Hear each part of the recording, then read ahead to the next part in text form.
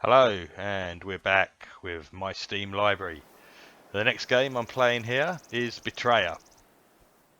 It's a first-person game set in the 18th century in New World America, while it was still a British colony. It's an atmospheric horror story game. So although it's first-person, I wouldn't really call it a shooter because it's not really that way inclined. Although here you see you do some shooting. Obviously, you have to kill enemies, but it's far more of an adventure style story and atmosphere game. You can see it's got a very stylized art palette, mostly black and white, with splashes of red, which usually indicate enemies and items of interest, things you can pick up, examine, and anything of interest really. Usually sort of splashed with red, just to draw your eye to it with in the black and white of the rest of the scenery. It's a very effective palette, and does lend to the eeriness of the game.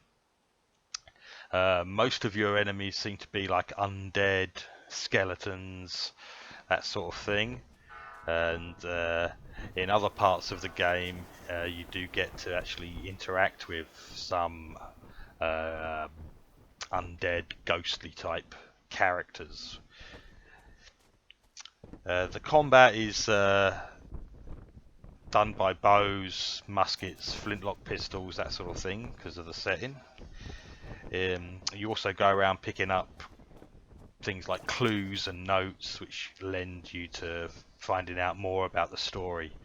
It's one of those games where you start without any introduction, no cutscenes, no cinematics, just begin and start moving.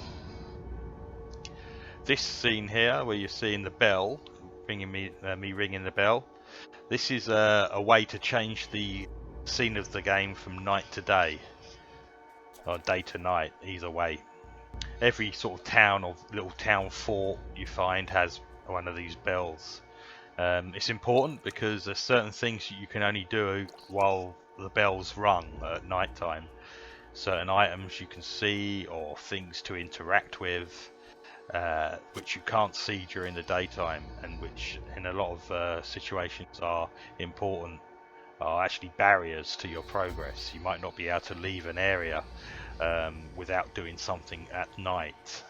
This is one of those ghosts. It's a wraith thing you can talk to while you're during the night time. These will further the plot for you, give you little hints of where to find items of interest, maybe even and tell you bits of story that help you find out what's going on and exactly a bit more about what's happened, how the world is, or how this area has become what it's become.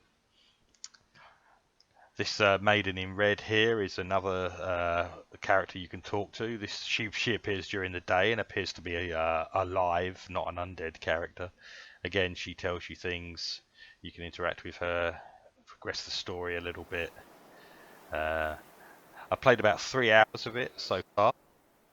I'm through to about the third area on the world map, which seems to be like probably maybe 1/4, certainly less than half of it. It's looking good. It's looking very good. I'm very pleased with the purchase, and I'll definitely be coming back to it to finish it off. I don't think it's super long, maybe sort of 7, 8 hours maybe. So yeah, Betrayer, well worth a buy.